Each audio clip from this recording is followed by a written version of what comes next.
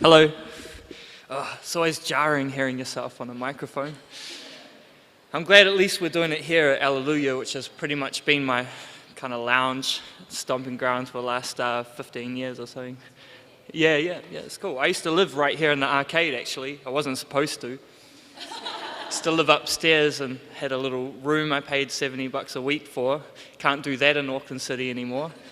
And so Peter's been an amazing character in my life for a long time, looking after all of us K-Road riffraff, so it's kind of good. It's good to be here.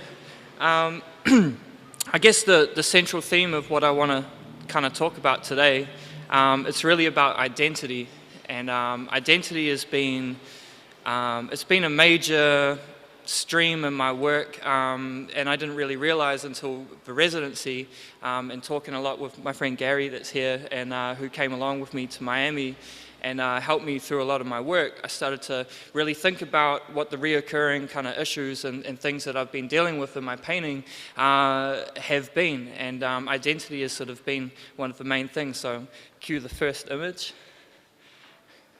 So that's Batman. And it's kind of funny, actually, like my friends might laugh because I just gave a speech at my friend's wedding anniversary recently.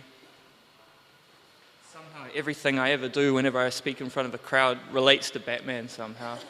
So this Batman image, the reason why I chose this, when I was about 2 or 3 years old, my parents were teenagers when they had me. My mum was still in sixth form at high school. My dad was an electrician, apprentice, and he was only 19. And they weren't really equipped to kind of, they didn't have a lot of money, I guess is what I'm trying to say. They were young. And my grandparents were absolutely key in my early kind of childhood and raising me. And my grandfather in particular, I used to spend a lot of time with them, and as I said, we didn't have money for all of the kind of flash expensive things, but one really inexpensive way to entertain me as a kid was comic books, and comic books were very cheap, about 70 cents at the time. Once again, you'd never find a comic book for 70 cents at the local dairy, and the era that I used to, really remember of the DC comics, especially Batman, was, the artwork was all done by these guys, Neil Adams and Dick Giordano, and they were the principal Batman artists for DC, from about 81 through to I don't know when, but I just remember this really being a really impactful image. And it's funny because you're going to see some parallels with this image to some of my recent art, which Gary will know about. No, not yet, it's all good. But I just want to say that Batman really was the first obsession I ever had.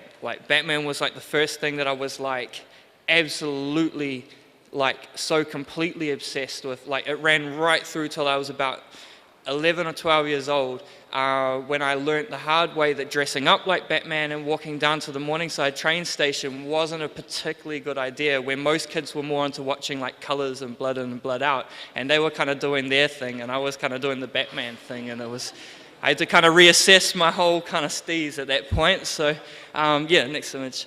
In particular, Frank Miller's Dark Knight Returns, I just wanted to show it because this was just so impactful for me, just everything, Frank Miller's kind of whole style of inking and everything. It was, and I think that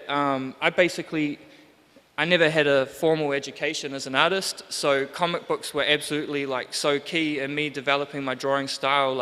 I completely learned how to draw everything you could think of by basically copying from comic books. And Frank Miller was one of the main artists that I copied from a lot. And the next image, and this is from Alan Moore's The Killing Joke, which was probably like my most favorite comic when I was about probably 10 or 11 years old. It was amazing. And actually Alan Moore, like he was a 2000 AD comic artist, and 2000 AD was the other comic book that I was absolutely obsessed with, like from about 7 or 8, like right through to my early teens. So I just wanted to start there because like everything, like all of my illustrative style and everything, and just the power of kind of pop imagery and the use of like really impactful color and type and you know, really dramatic things like smoke and explosions and shrapnel and like, you know, all of these things have like carried right through to today in the way that I paint. And I only actually realized that recently, so but it goes right back to the beginning of my life, so I just kind of thought that would be a kind of good place to start. And so the next image that I have, this is the neighborhood where I grew up, and these are the old trains, like the Transmetro trains that you know, with the old livery that they had. And basically I just wanted to show this image because this is basically where I got the rest of my art education. Hanging around here, literally painting this wall, that wall there, and cutting up and down these train tracks, walking to Mount Albert Primary, much to my mum's horror, and copying the art that was on these walls. And a big part of my identity, I guess, started from hanging around here and meeting the friends that I still have today. Literally, we didn't meet on the internet or at nightclubs or like wherever people meet today. We met walking up and down the train tracks. Ben, my other friend here, we literally met on the stretch of train tracks about how long ago? Nearly 20 years ago. So, you know. So, next image. And that's me painting a train in Masterton, and I got arrested shortly after that. I was very upset that someone took that photo at the time because they let the flash off, and I was very paranoid that that was going to like somehow get me caught, and it did. But the guy that took the photo, he didn't get caught, and many years later he turned up in my house, and this is the only image I have of this very ugly piece that I was doing. You can see the train, I can almost reach the top. I did the whole painting with my feet on the ground. That was kind of... This made the news, actually. It was on like main headline on like both the 6 o'clock, like both TV3 and TV1 simultaneously. It was like the first headline of the night. Speaking of identity, this was a very defining point for me because this is the point where I went into kind of like the mainstream kind of psyche in a way, because it was the first time I kind of got any type of like media, like, and it was great. You know, it was cool. The next image. But I'm just showing you these images because this is where I come from. You know, this is how I spent my whole youth, you know, kicking around and doing this stuff. Other people went to art school or whatever, and this was my art school. This is what I did, and it was very defining for me. And without all of this journey, I wouldn't be where I am today. So yeah, I wanted to talk a little bit about that. Another image. That's painting one of those walls in Morningside. Once again, a very ugly piece. Like, but, you know, essential, all part of my development. So yeah, and the next image. And that's kind of the type of stuff I'm doing today. That's me. So you could kind of see I kind of upped the scale a little bit, got technically a little bit better. And yeah, you know, I really found my identity and all of my self kind of gratification and feeling of like value and worth through painting graffiti, and it enabled me to travel, and it's given me an incredible perspective on the world, a very unique perspective, but it's also really highlighted a lot of things about identity, a lot of things about living here, a lot of things about isolation in particular, which has been a reoccurring theme in a lot of my paintings, because I've always felt that it's kind of the gift and the curse living in New Zealand and being so far removed from the epicenter of everything that I'm interested in and everything that I'm trying to achieve and everything. And especially now that I'm really, I would feel in a transitional stage as a painter, you know, because I'm actually making a concerted effort to really transition into doing fine art. And it's a very interesting thing, because 20 years of doing all this stuff and 20 years of working out what you're about doesn't necessarily equate to a successful art career. I can't walk into a gallery with a CV of these photos and be respected or even acknowledged. And you know, as Elise mentioned, I mean, me and my friends, we went to Germany twice, and we literally, you know, won this competition. We're undefeated still, and we battled literally the cream of the crop of like graffiti crews from around the world, from like, you know, about 30 different countries. And from each country there was like at least 12 crews that competed to represent their country, and we barely get a mention in the paper, you know, we barely get acknowledged for anything that we do locally. But when we travel, it's a completely different story, and it's a very hard thing, because the trade-off is that New Zealand is a really fantastic place to live, and people here are really fantastic, and we have a quality of life, and the air is nice, and we can drive 45 minutes to the best beaches in the world, and everything's like really cool. But I really believe that if you want to succeed, if you really want to take things to the next level, I think that New Zealand, unfortunately, is a really fantastic incubator space. It's a really great place to develop like what you're into and what you're about and hone your skills. But if you're thinking about the old school models, you know, the old school ways of working, and that you conquer one territory and then you travel to the next, and then you conquer that territory and you travel to the next, like, you're never going to succeed. You're never going to succeed if you're thinking in that. It's a very antiquated way to like approach working. You know, you need to start thinking globally, like about how you work and promote yourself. You know, and unfortunately, even in this internet age, a lot of it has to be done literally in person. Like, you actually need to travel. Like, it's key. You actually need to meet people face to face still in this internet age. You need to literally, if you really want to make an impact in a place like America, for example, then you need to go there regularly. You need to actually go and meet gallery owners face to face. You need to like build with other artists. You need to go into studios and see how different people work. You have to talk to people around the scene and understand the mechanics of it. And it can't be done from sitting in your living room or, you know, your office and on a computer. I mean, it can, but it's going to take longer. And you need to do it. And I'm a big advocate of that. And the next image says, "Help, stuck on this crazy island." And that's basically the way I've been feeling for like a long time about living here, you know. It's kind of, like I said, it's the gift and the curse. And this is, you know, I kind of hate this drawing when I look at it now. But I think that you can see a lot of like my inking style came from comic books. It's very graphic. It's type-based, so it's still tied in with like, you know, what I do as a graffiti artist. It's still very kind of relevant to the world that we live in today, where we're bombarded with type and messages and everything, like everywhere we go. And it's kind of funny because I did this drawing like, I guess about 5 years ago, when I was spending a lot of time really kind of starting to develop my style as an artist. And I was very happy with it at the time.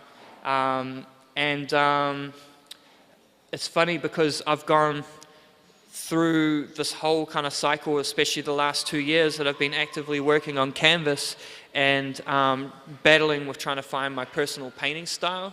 And it's funny because I've come all the way back to this after 5 years, and this is absolutely pivotal. This is like one of the most important drawings like I ever did, because it was the first like point where I started to really discuss how I was sincerely feeling as a person, as a creative here. I started to discuss like this feeling of like identity and the struggle and everything that I'm kind of striving for.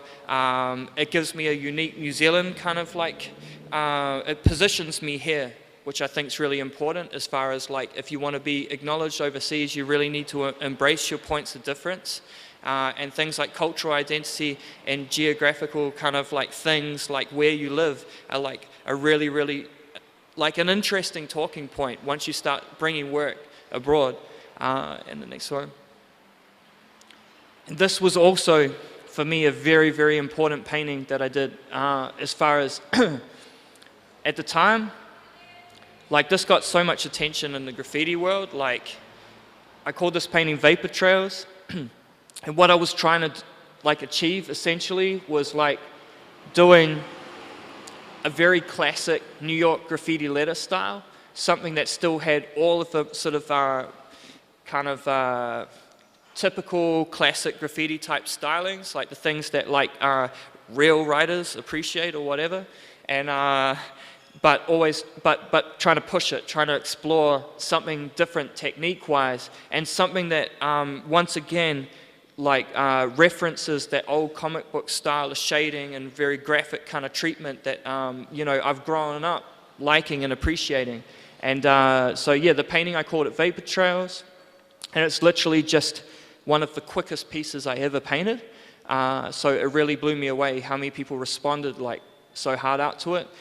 But literally, I just put down black, and then I just deteriorated away these areas, and then I came through, and I started cutting things away with the white, and it's got this kind of weird kind of atmospheric kind of purple hues and everything in there, and this kind of smoke and everything.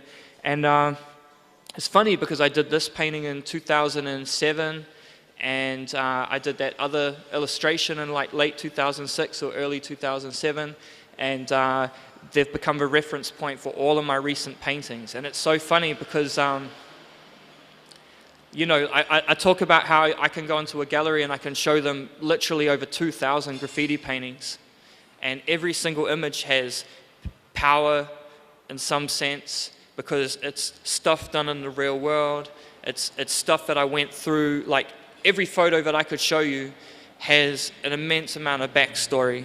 You know, whether I spent, you know, 3 hours lying in a bush in the rain watching some guy, you know, fixing the wheel gauge on a train or something ridiculous like that before I go paint, or, you know, whether I fell off something and injured myself like in the process, or whether I got chased through 3 neighborhoods down the train tracks, you know, and had to hide from police dogs, or whether somebody went over something that I did and then I went back over them, and then like there was confrontation and there was a fight, or there was all these things, shit that other artists basically don't have to put up with, you know, and none of that equates to anything in the like art world. Like it doesn't equate to jack shit, and which is hard, you know, and you go through so much self-doubt trying to discover what is my fine art style, how do I transition, what do I do, and how do I find my original thing. And it's so funny because like as much as you try and contrive and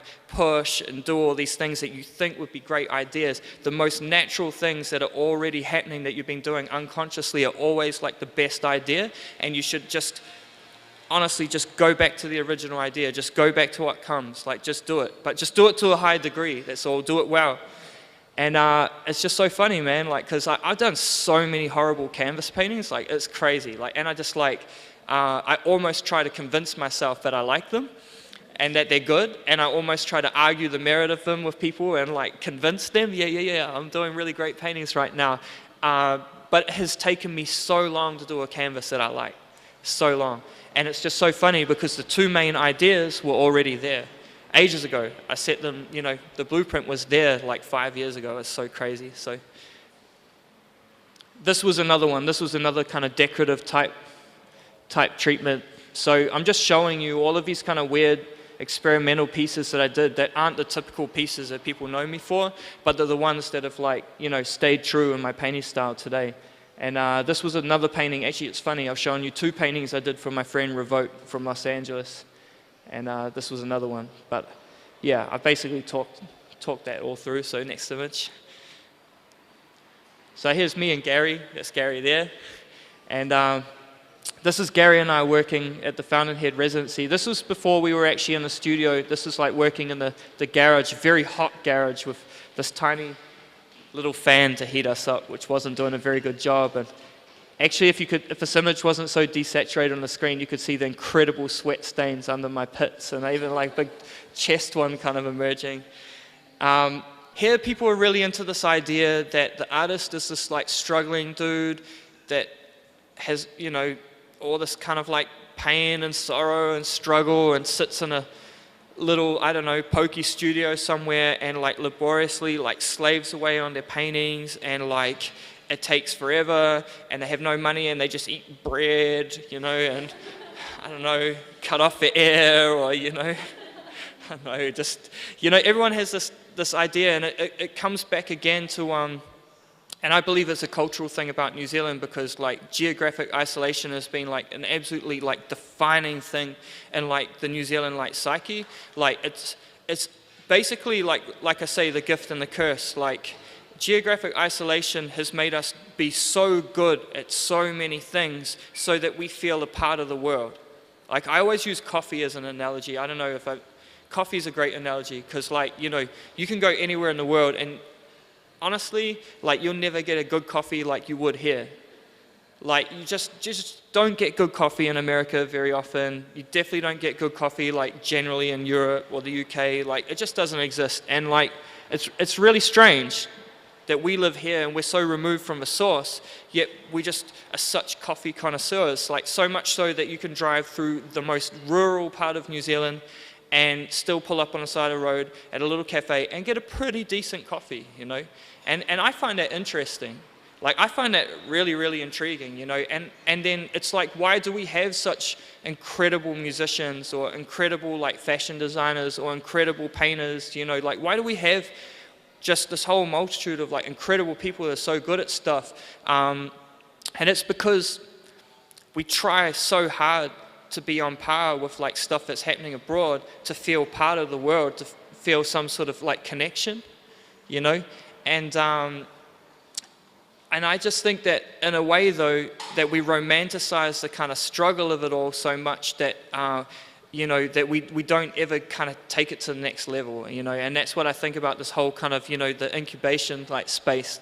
You got to get out there. Going to America, I just was hit with one incredible like kind of realization, and that is that art is a business. Like art, yes, it's expression and it's really important, but art and the people that are really successful and prolific in the art world are like the most incredibly business-minded people. And aside from that, the main point I wanted to make about that is that basically, for every really prolific, really incredible artist that's working at a really high level, that's just showing continuously, and they just almost seem like superhuman. Like I just can't work out, like, how does this dude do 50 incredible paintings a year and exhibit like 3 times in a year and just be so good and so prolific and work across so many different fields? And it's because like no artist working on that level in America is an individual slaving away in a little studio space by themselves. It's just not like that. There's whole teams of people. There's people doing PR for you, there's people that are, there's just so many people. It's just crazy. I was just blown away. Like, you know what I mean? It's like, you really need to start building a network of people around you that have the same goal, and everybody's got to start lending each other a hand to get ahead, to work to the next level, is what I'm trying to say. Everybody needs to do it. You need to start building your network. If you don't have a skill, you need to find the person that has that skill, and you need to rope them in to working with you, and you need to just trade them your time, If you need a graphic designer to help you design something, then you need to bring them in and they need to help you, and you need to definitely help them with their goal, And me and my friends, we sat down a few nights ago and we literally did that. We literally sat down, and in a room, like, 15 of us all spoke about our goals and what we want to do. And then we start pairing everybody up and who has the, different skills to fill, to complete each person's puzzle and move forward. And I think that that's something that people really need to do in general, And, if the money is there to pay your friends to help you work, to get ahead, then you got to do it too, And that all factors into, like, the end product. And, honestly, forget about galleries. Like, forget about them. I'm nearly there. Forget about galleries. That's my other like bit of insight that I want to share with you. Do things on your own terms at least. You need to just, if you want to exhibit, don't feel like you have to do it on somebody else's terms. Don't feel like you have to pander to what they think you should be doing.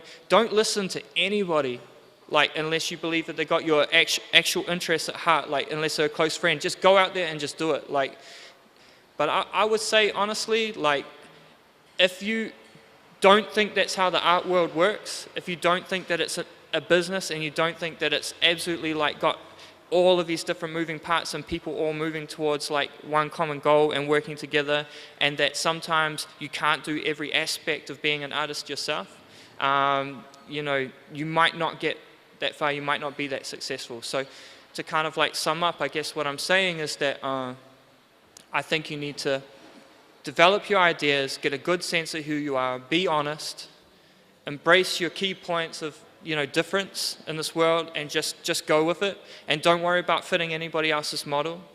Think about doing things on your own terms. Surround yourself with good people that want to see you succeed, but you need to give that back. You also need to help those people succeed, so you can all come up together. And I would definitely stress to you to start thinking outside of success in New Zealand terms.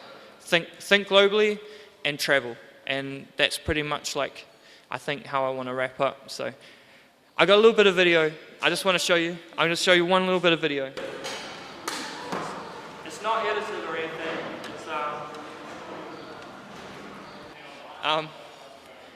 This is me working in Miami. I don't know if you can see the whole image, but this is a self-portrait, and it's like my face, and then that's inside my head, and it's so funny because it completely goes back to that Batman image that I started with, which is really funny.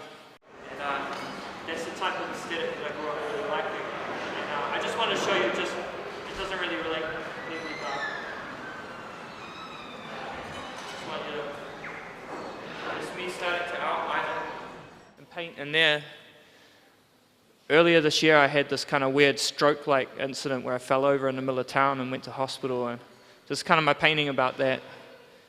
But you can see all the graphic kind of cloud-like stuff. It's like my brain melting and deteriorating from all the solvents over the years. But you can kind of see where I'm kind of going with my new paintings. And they're big, they're like 3 meters tall. And I'm exhibiting these on December the 6th. I'll put some stuff out there soon about it.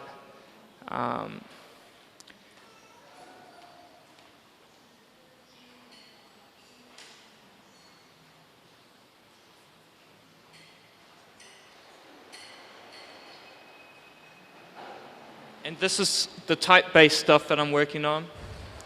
And this painting is called The Gift and the Curse. So all of the type-based stuff that I'm doing at the moment really talks about these things that I've just spoken to you about this morning. And I put the paint on very heavy. Let's get this very graphic kind of effect.